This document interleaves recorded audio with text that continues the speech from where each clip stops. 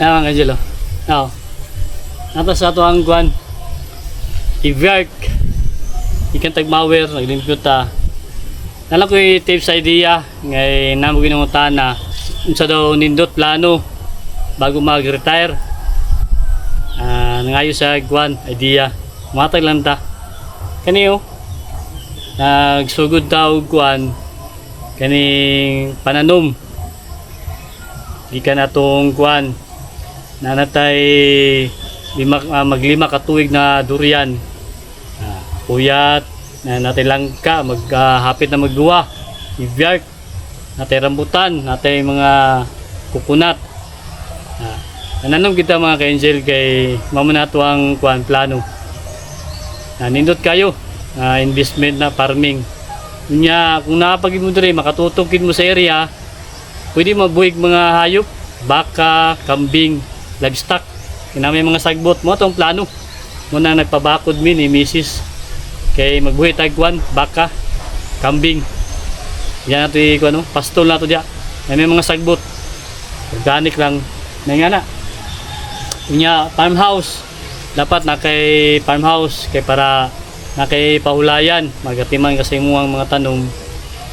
Unya, kung nagtrabaho mo, ya, kung na mo yung mga savings, pwede nyo i-invest o mini farm. Ya, nagsugod na mo pananom.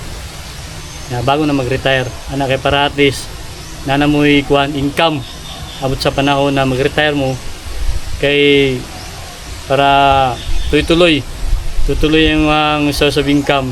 So nawala na mo trabaho. Kay naman mo mga fruit bearing trees. Nga mga ka-farmers, mga ka-angel.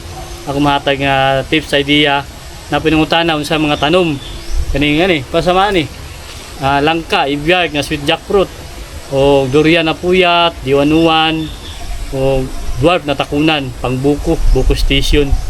Ano atong plano kita mismo mag pick and pay kaya itong harvest diri na mga local buyer na mga planta na atong mga deliveran ana sa karon kani wala pa yung mga bunga atong mga langka atong mga durian so hapit-hapit na tabo-tabo na lang ta na mala ko na mahatag nga mga idea mga tips na bago mag-retiro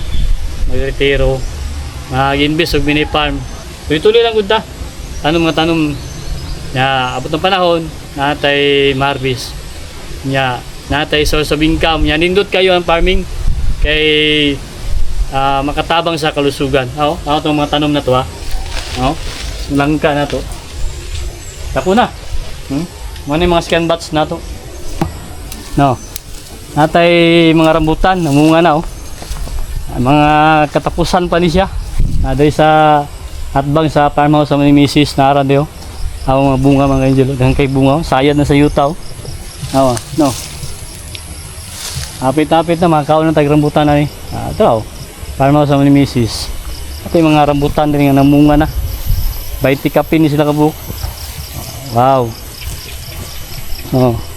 nindot kayo ang sunlight mga langka na to magmawir pa ta hindi nakamawir na tao diri nakakita yung mawiranan itong mga tanom na to mga angelo mga langka durian ibyark itong mga durian na to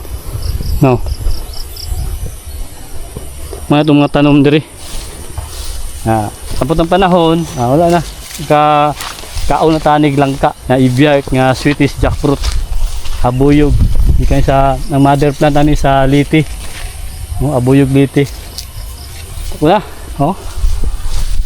yung langka na ito mga kainjilo mag-pruning na punta ni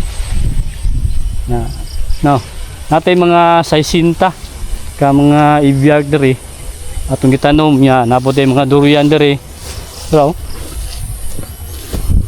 atong durian sa mga saisintahon gyapon atong mga durian mapuyat wala na to siya giisa o crops natay ang atong mga crops din natay durian rambutan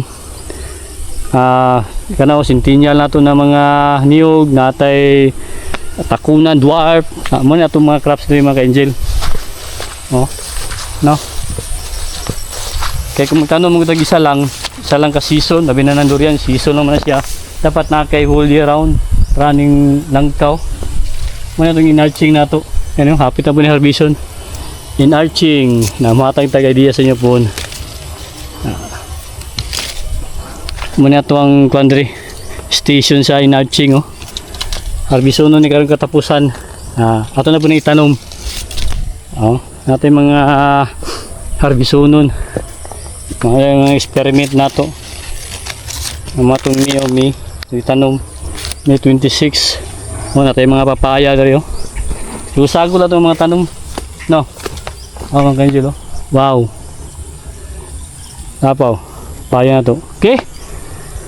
Kay magkuhan pa ta. Mag-mower. Ano lang. Wala akong mahatag nga tips idea sa mga ka-farmers na to. Langka na to. Ito na. Biyag. Okay.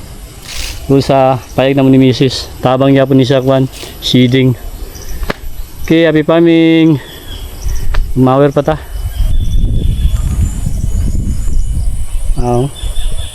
Nindot kayo ng anim view ba? Ano yung ganahan ako sa farming? Sariwa, presko. Open ka yung area. Oh. Mga view, puro mga tanom. Okay.